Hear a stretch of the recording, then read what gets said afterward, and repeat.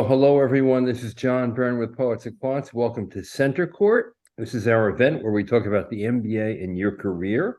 And to do that, we have three alums from three great schools: UCLA Anderson, Kenan-Flagler Business School at UNC Chapel Hill, and UT Austin's McCombs School of Business. Let me introduce our three panelists, all alums of these three schools, and we'll get right into it. Maybe you see in the right and in the left panel at the top, Vicky Wu, who is from the University of Texas and McCombs School of Business. She's working at Deloitte Consulting in human capital management. In the lower left corner, we have Alex Cooper, who is a principal at BCG in Atlanta. He works at UNC Kenan-Flagler. Well, no, doesn't work at UNC Kenan-Flagler. He graduated from UNC Kenan-Flagler. And Chenji Ding from UCLA Anderson, who works at Amazon as a principal product manager in Seattle. So let's talk to each of you about your professional journey and how the MBA fit into it. Alex, let's start with you. Sure. So I felt a little bit out of place when I got to MBA because my professional journey was all over the place. I worked in approximately 4 industries in the 5 years in between undergrad and business school. Started out in education, thought, okay, I'm going to make the world a better place. Turns out middle schoolers are a lot more difficult than adults to deal with. So I went to the corporate world, did essentially data analysis for a year and a half, working at a market research company. Said, this is great. I'm learning a ton, but I want to switch, be more human facing. Went into sales at a startup and finally just struck out on my own. Not a lot of time in any one place, but ended up saying there's got to be a way that I can do the things that I like and go to industries where I can see lots of things. And so the next logical step seemed to be that MBA. Right. And I should say that Alex graduated in 2019. His undergraduate degree was in economics at Tufts. So you sort of began your zigzag journey from Tufts, and then you've been remarkably stable since your graduation from Kenan-Flagler in 2019. I mean, you went straight to BCG, right? I did. So I interned there in 2018 and came back full-time in 2019. And if you had asked me when I started, how long are you going to be here? I would have said a year, maybe 2 years. And every 6 months, I just kept adding on 6 months. And here I am 4.5 years later. And Alex is currently a principal out of the Atlanta office for BCG, although he's calling in from Boston today. Vicky, how about you? Yeah, so maybe similarly to Alex, pre-business school, I kind of jumped around a little bit trying to find what worked for me. So I graduated from UT also, so I'm a double Longhorn. And I had a environmental science and geology major. Yeah. What were you thinking? Alex, I'm not trying to say we've become pessimistic, but I was also trying to make the world a better place by doing sustainability efforts. So right out of undergrad, I worked for the Texas Commission on Environmental Quality, basically reviewing water conservation plans and doing what I thought was going to make the world a better place. I soon learned that I was a government paper pusher and wanted to get out of that as soon as possible. So I found my way into marketing. I actually transitioned to an ad agency that focused on public service campaigns. So did some water conservation stuff with them, did some general public health things, and found that to be really interesting, right? So that was kind of my journey into the business world. After a couple of years there, I shifted to a more kind of just traditional ad agency and worked with a lot of CPG and consumer-facing clients. And after a couple of years in advertising, I saw that the ad world was changing, right? We were shifting from a lot of fun, big campaigns into digital marketing. And I realized it was a time for me to maybe reevaluate what I wanted to do next and decided to go back to business school to figure that out. and you graduated in 2020 and immediately joined Deloitte. It looks like you had an internship at Deloitte even before you went and got your MBA. Is that right? No, that was during my MBA. So Okay, the summer of my first year, I interned. So 2019 intern. right. So that set you up, and you've been with Deloitte ever since. That's right. Great. Now, Chenji, you share something with me. You were, well, I kind of am still a journalist. You majored in journalism at Fudan University, great university. Then you went to Columbia J School for a graduate degree. How did you end up at UCLA in the MBA program? Yeah, that's right, John.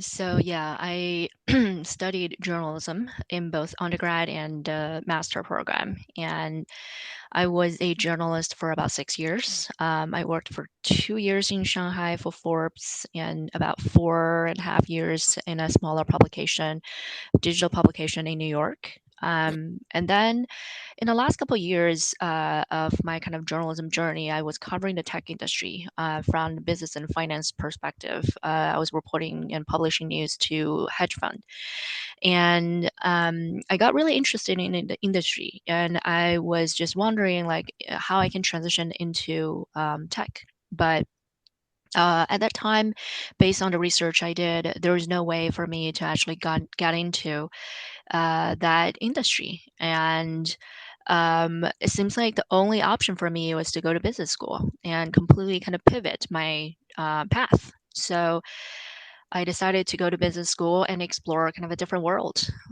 So that's the long story short. And after that, I joined Amazon after graduating in 2019, and I've been there since. Great. So I want to ask each of you what most surprised you at business school. Many people go into a business school with certain kinds of expectations or myths that they've been talked into.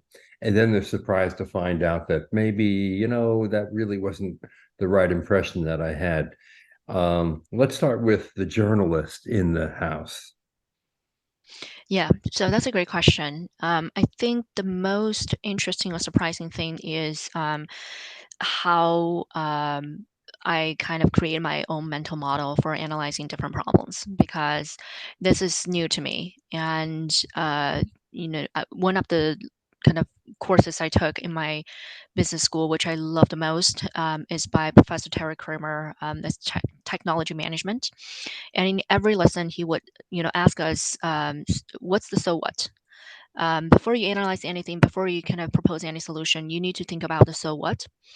And that has kind of just been ingrained in my mind, and I've been using the same mental model and same way of thinking and analyzing problem throughout all those years at Amazon. And I found things like this are so universally applicable, and they're like the guiding principle for me in the business world. And the other thing that surprised me is how do I build my own confidence? Because coming from a completely different world, I didn't really have a lot of confidence, or I didn't really trust myself. Kind of, oh, I can do this. I can pivot. I can do a completely different thing. I can be a product manager. But going into business school, everyone was kind of helping you, holding your hands, and you got to see, all the different people coming from different backgrounds and pursuing something different. And you see how they made their way, and that gave you courage, that gave you confidence. And because of all the help from those, the career center and from your fellow students and from alumni, you gradually start to believe in yourself, and that confidence you built in those 2 years really go a long way. Yeah. And all three of you made a pivot. I mean, all three of you made career transitions and used the MBA as a vehicle to do that, which is exactly what a good residential program is all about. Alex, what most surprised you? It's all an exercise in time management. I came in thinking, okay, I'm gonna do this and this, and in undergrad I had a couple activities that I spent all of my time with, and school and okay, great. business school, there are 20 demands for your attention at a given moment between classwork, social, exploring the area. I mean, Austin, LA, a little bit nicer than Chapel Hill, but still a lot to do in the Triangle area. Job, the networking sessions, talking with alums, just there was always something there grabbing your attention, and it felt really hard to just sit still and enjoy the moment. But it really threw me off. I was ready for 2 years of what I heard of more as vacation. Did not feel like vacation. Vicky, how about you? What was the big surprise? Yeah. So I highly agree with everything Alex and Chenji have shared. But truthfully, one of my biggest surprises, which I think is going to be something that the people on the calling in would like to hear, is how quickly the corporate world just opened its doors for you because you were attending a top business school.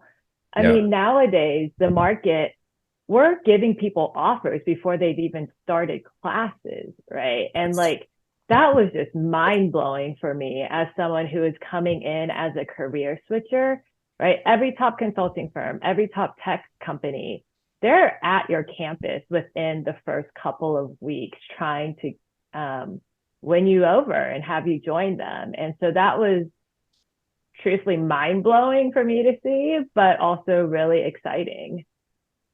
Yeah, that I think the most flattering time comes when you get that acceptance that you really want to go to the MBA program that you've been dreaming about for maybe years, months, whatever. And then the second most flattering moment is when you realize, oh my goodness, I'm suddenly in demand and people are clamoring to talk to me. And you're right, it even occurs before you get an MBA because all three of your firms have pre-MBA programs for potential recruits to give a little taste of what it's like to work at a Deloitte or BCG or Amazon. And all three of your firms obviously recruit tremendous amounts of talent from the top MBA schools. Tell me a little bit about the learning experience. Vicky, let's start with you. What was the learning experience like?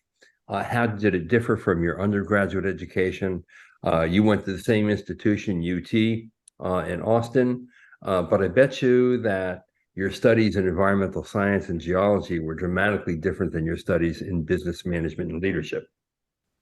Definitely. So to answer the first part of your question, I actually took a first-year student out to lunch the other day who had already received an offer from Deloitte. And so I was kind of reminiscing on that first semester with her. And I'm sure everyone's heard your first semester in business school is terrible. I almost likened it to kind of like your business school hazing, right? Like you're taking all your core business classes, you're also trying to recruit, you're trying to make friends.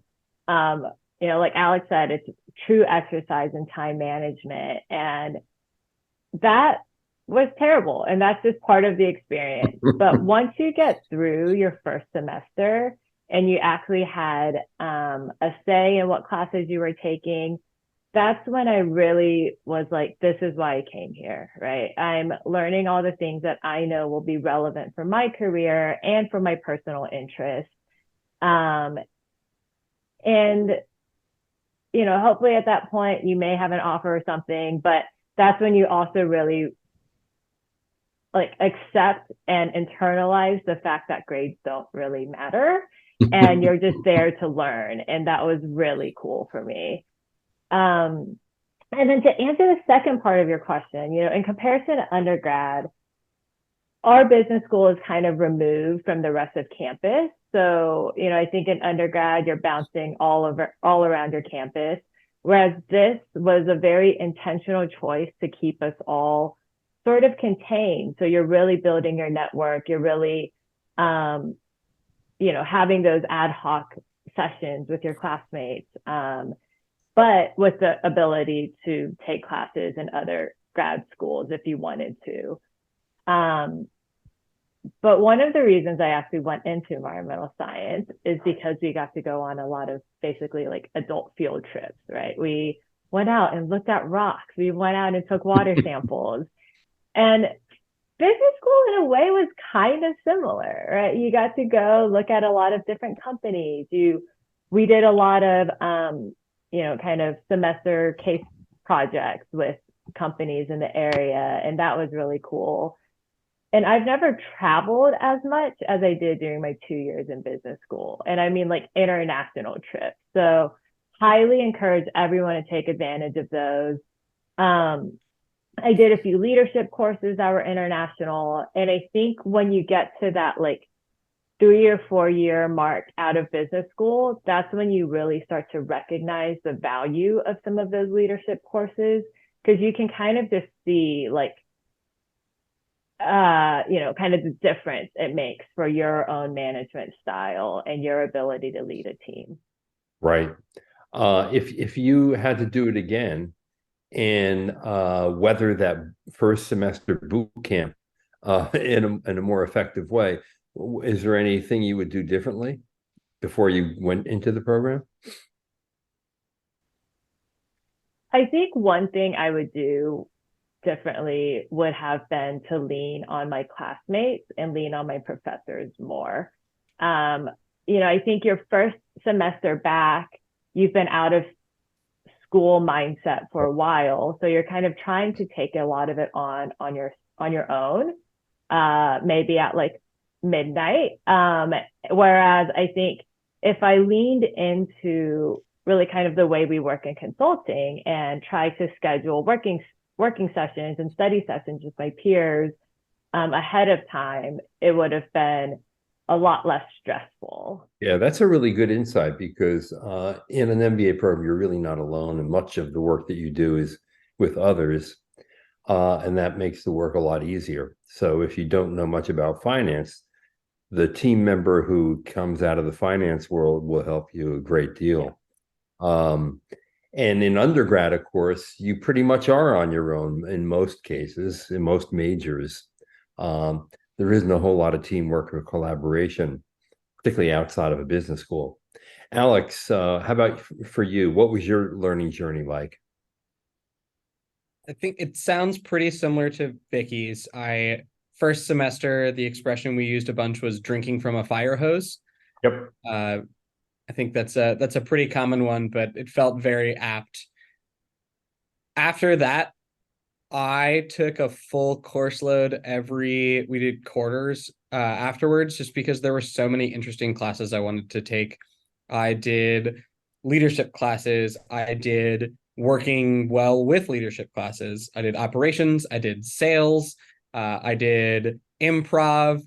Everything that sounded cool, I was thrilled to take it. Which was very different from my undergrad experience, where I took the bare minimum number of classes. I will echo, the biggest impact that I've seen are from the leadership and management classes that I took. Especially now that I have teams under me, going back and thinking through those lessons and thinking through what professors said, it just makes me feel so much like less of an imposter that most of the rest of my day-to-day feels like. Right. And then in terms of the courses themselves, I would recommend that you take at least one thing that pushes you outside of your comfort zone. So I was in sales, that didn't feel like it. I enjoyed improv, that wasn't as much. For me, that was I took a PhD class in strategy. So I was the only non-PhD candidate. They were all talking about these really esoteric papers, and I was like, I am way out of my element here.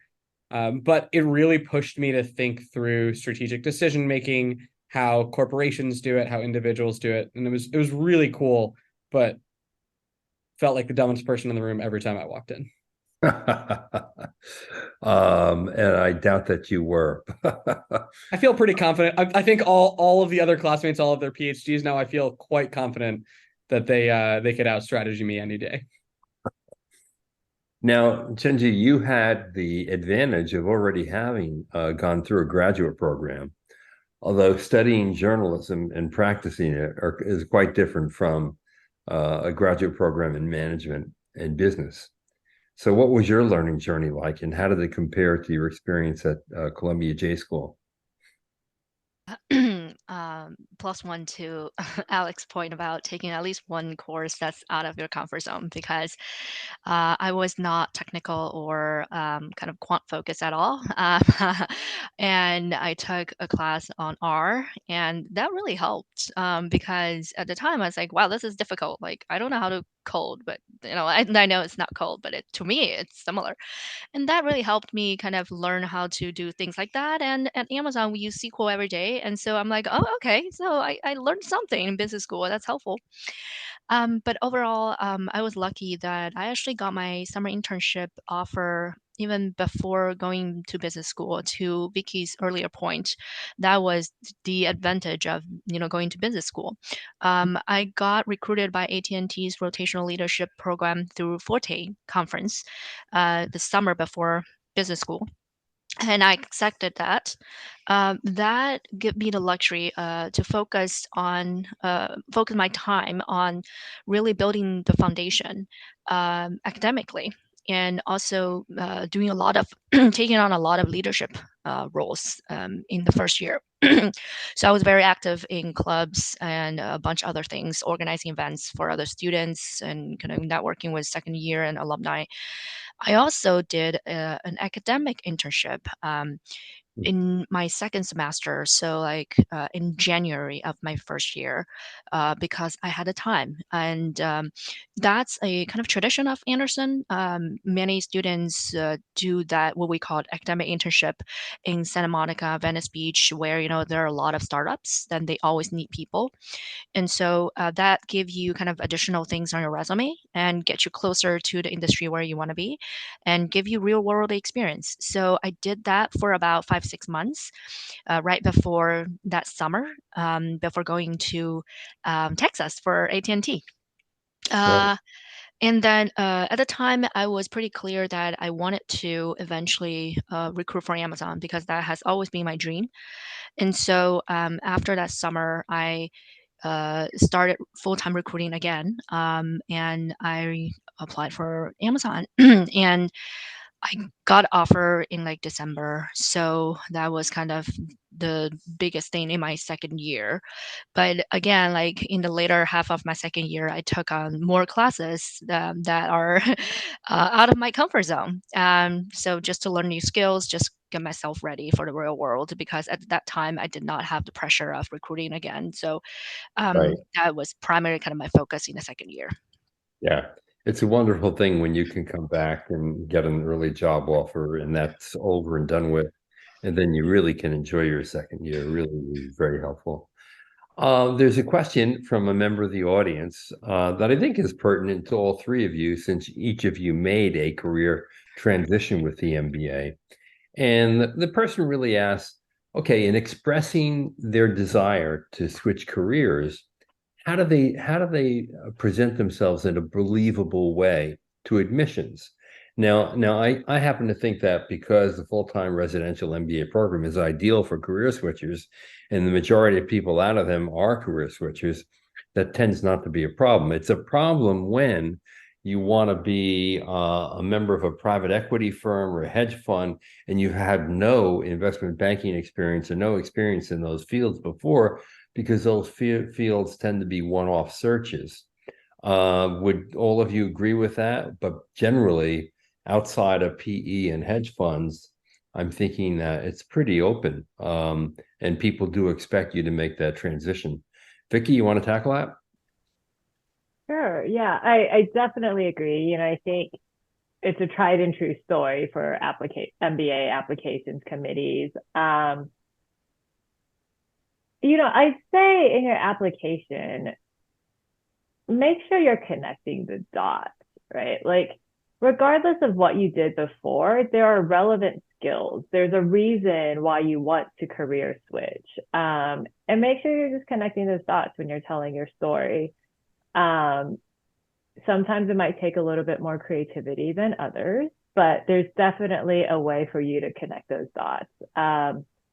And, I mean, obviously I'm not in banking, but part of me even wonders, like, we have like for example, at McCombs, we have like an investment fund. We have like very specific like finance fellowships that you can take if you want to go into banking. And if that's the case, like make sure you've done your research. Make sure you know what the names of those clubs and memberships and internships might look like so that the committee knows you're actually serious, right? Like that this is something you're interested in.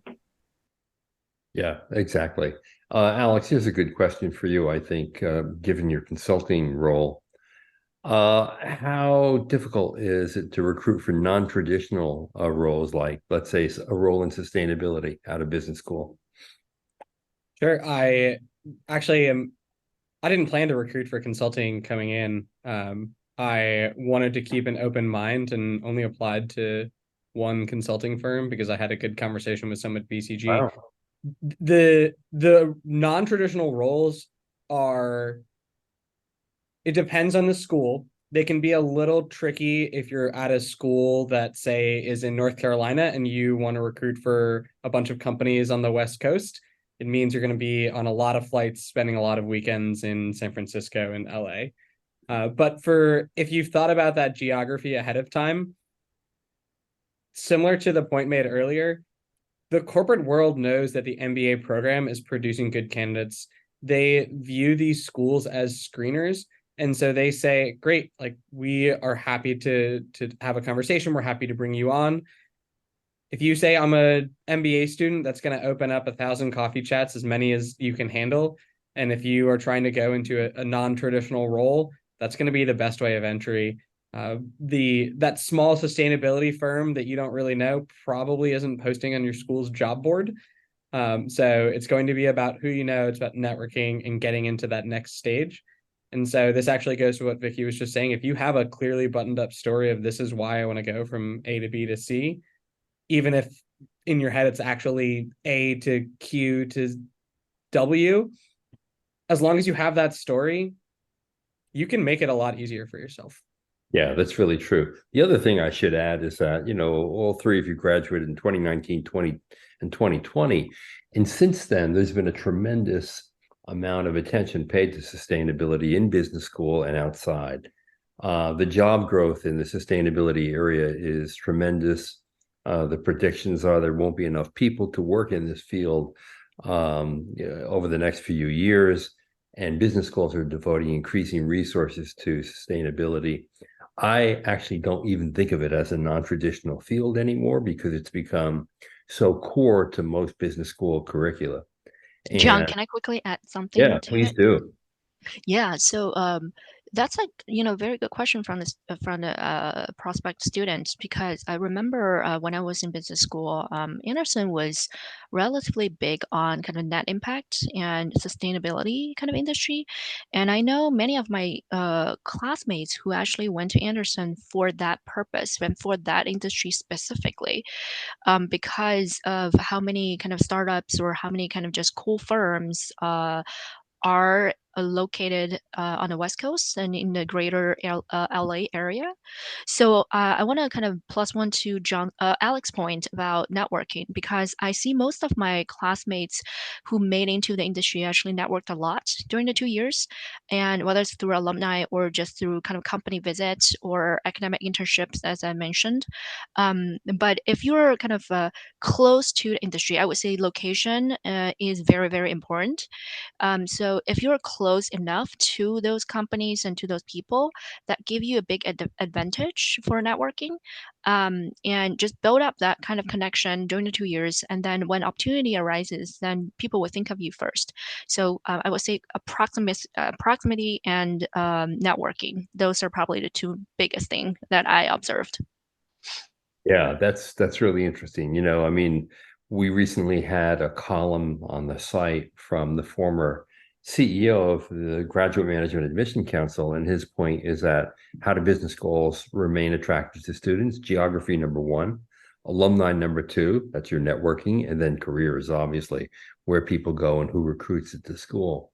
I want to ask each of you to look back on your MBA experience and to tell me three things about it that still resonate with you. Alex, let's start with you.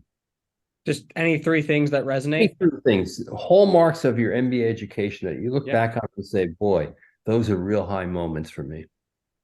So one, I echoing what Chenji just said, like becoming the person on something is key. If you are the person that focuses on real estate, even though you're doing corporate real estate, everyone's going to come to you when buying a house. In this case, when I was at UNC, I tried to be the person that knew about all of the clubs. And so anytime someone had a conversation, hey, Alex, do you know something that does something about this club? But I meant that I got to know all of my class really well. Two, there is a video comedy series. So we do like an end of year, like essentially videos making jokes or parodies or things like that. Really allows us to flex that creativity muscle. And I did that repeatedly, like put together a bunch of videos with my friends, great experiences. But even more than that, it tied to the other classmates and rebuilt on the relationships that I'd established. And then three, the travel. Going back to what Vicky said earlier about being able to take classes in other places, I think probably one of the most memorable ones was I did we call them global immersion electives. And so I spent 2 weeks in Southeast Asia working with startups and strategy, and it was truly fantastic. But all three of those, the thing that tie them is the people. I mean, it was all just the time spent with classmates, the time spent with people in the field. Like that's what I remember from my MBA. Yeah, that's great. Vicky, what are your three things? Yeah. I think the first one is I took a 10-day backpacking course in Patagonia that was through NOLS, which is the National Outdoor Leadership School. And it was through business school. But that was one of the coolest, most like immersive leadership experiences I've ever had. And so that was really cool. But three of my close friends and I also traveled around South America for a month leading up to that class. So that was amazing. That's a trip that we continue to bring up in conversation all of the time. So I'd say that would be one.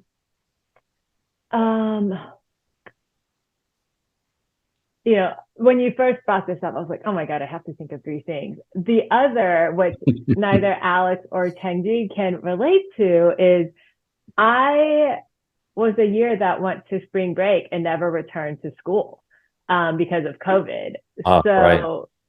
That was a unique experience in that, I think some of the cons were we didn't really get to graduate and kind of, tie a pretty bow on the experience, but it kind of jump-started this new hybrid working environment for me, right? We got to really know how to do Zoom well. We were the era of the dreaded Zoom happy hour. And all of that just, sort of prepared me for this new work environment.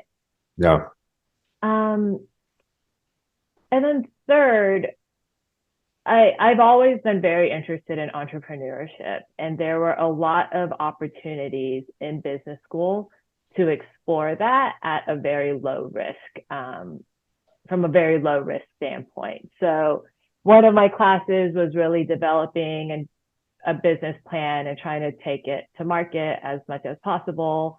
We had some classmates who actually did start products in business school, and so got to help out with those.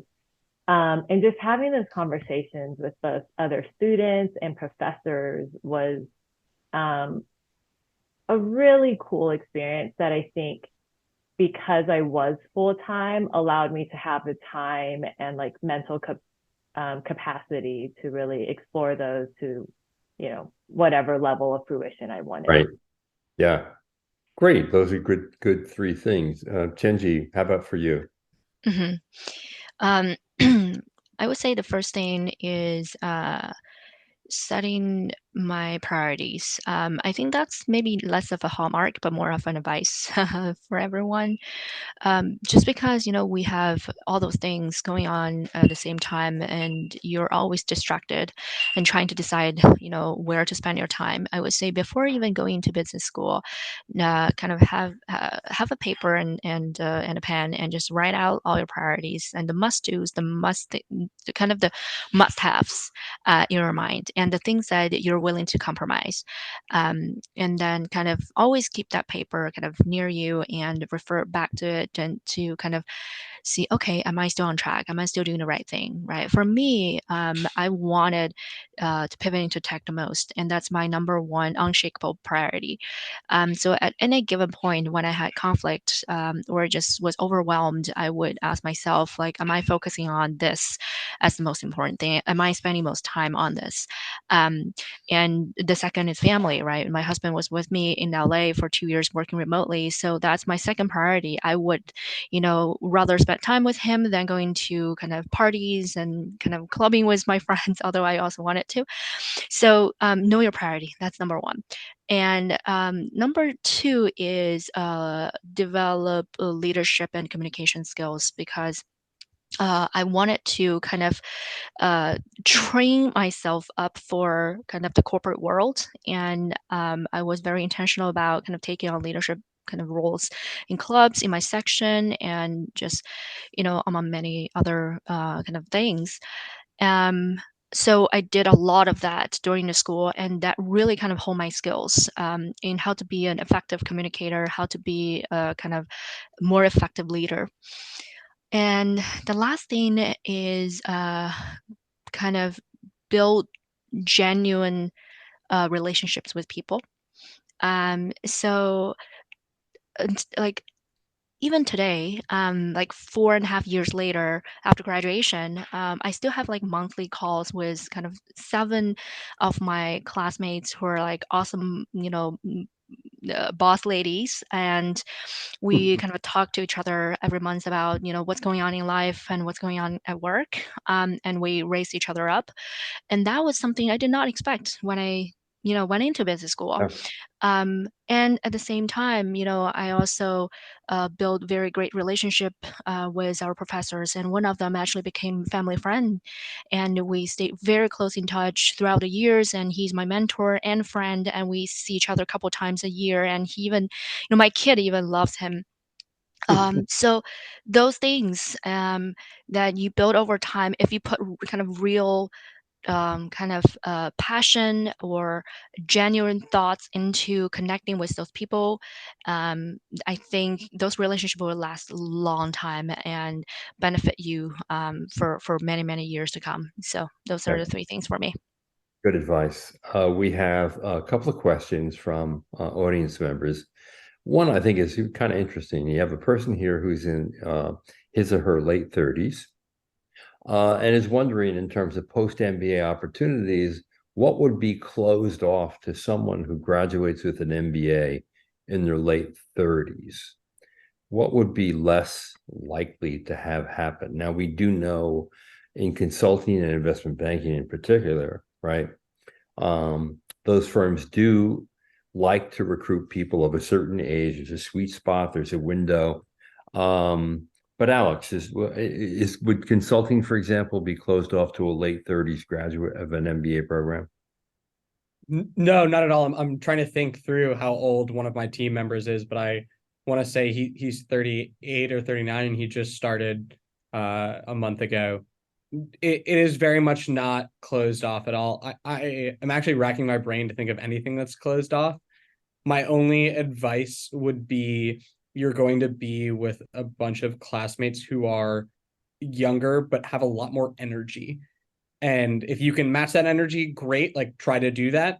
But you probably have more experience, more that real world that you can bring in. So leverage that when possible. But I'm trying to think through my recruiting, and I don't think there's anything that would look at an older candidate and say, this person's too old for us. And you think someone in their late 30s can make a career transition just as easily as all 3 of you, right? Oh yeah, I mean, that's the person that I was just referencing a second ago, who's on one of my teams, was in healthcare beforehand, went back, got his MBA, and yeah, just started at BCG, I think 4 or 5 weeks ago. He was an intern last summer. He's doing great so far. So there you go. And did all of you have classmates who were in their late 30s or not? Yeah. Ours was the I did. like one of my best friends was a valedictorian of our class, was 35 when he graduated, 34. No, 30, older than that. So when he started was 35 or 34. So 36, 37. And yeah, he crushed all of us in school. So there you go. That's great. Let's end with some advice. Okay. If we were to rewind the clock and bring you back to when you were in an applicant and you were looking to apply to a bunch of schools, what advice do you have for a current day applicant? Chenji, let's start with you. What advice? I would go Yeah. back Among actually your to three hallmarks is some advice, but not necessarily to a applicant, more to a student. yeah. I would say research the industry, right? Research the roles, research the industry, and especially in today's market, because it's so kind of unstable right now. And some industries are still kind of very limiting hiring, and some industries start to kind of be more open, and some have work from home policy, some don't. So like research the roles, the desired industry, desired roles, and kind of understand kind of what your priorities are, what you're willing to sacrifice, what you're kind of holding on to. And then have very targeted list of things that you want to pursue. And in terms of choosing school, I would say fit is the most important thing. You might apply for like 5, 6, or even more schools, and you might get more offers, more than like 1 or 2 offers. But at the end of the day, don't pick a school just for its name, for its brand, or for whatever things that out there. Really kind of talk to the people and understand what the school can offer in particular and how that fits your personal needs, because everyone is different. I always like to kind of use this analogy of it's like matchmaking, or like kind of building having a relationship with someone. Everyone is different, and when you pick the school, it's the same as kind of picking your partner. Trying to understand, not just because that school looks cool or has some fabulous reputation, it's the best for you. I think you need to look at, where you want to be in 3 to 5 years, and if that school has the right offer for you. Great. Vicky, your advice?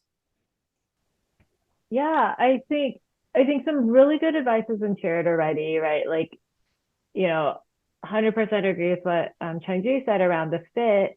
And I'll add on to that some of the geographical advice I was given earlier. That is Right. relevant. But I think just in general, right? I think me applying to business schools was really one of the like toughest soul searching journeys I've done in my life to date. And part of it is like, I like to believe that everything we do is part of your longer journey, but this is a journey that may come with significant debt. You are taking yourself out of the market for 2 years. So you really have to ask yourself, like, what am I trying to do with this degree? And I think, I kind of look at the market these days and often do wonder, like, if I wanted to go into entrepreneurship, would I go get a business degree, or would I spend that money on, just starting that venture? So I think there are just all these questions that you really have to ask yourself and make sure that this is the right decision, because there are going to be times where you're going to be really challenged and really,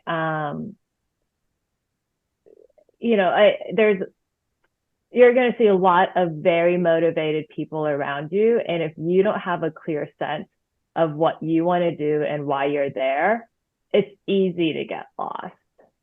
Yeah, that's really good advice. So in both your cases, you're advocating an aim, a direction of some kind before you actually make this commitment. Alex, your advice? find your support network, whether that's at school, whether that's at home, parents, friends, whatever you need. To Vicky's point, there are going to be times where it gets really tough. And yes, soul searching is super important, and I would recommend that too. Definitely stole mine. But have your support network so that when it comes time to remind you that you're great, or remind you why you're there, or even just listen while you complain about something, like find that as quickly as possible. So when you get a rejection letter or anything, you have that crew. Yeah. All good words of wisdom from people who've been there and done that. Hope it helps you out there. I want to thank Vicky, Alex, and Chenji for all their advice and insights, and congratulations on your careers. It sounds like you're all have solid footing and are going places and doing interesting things, which is, after all, the point of getting an MBA. Thanks for watching. This is John Byrne with Poets and Quants.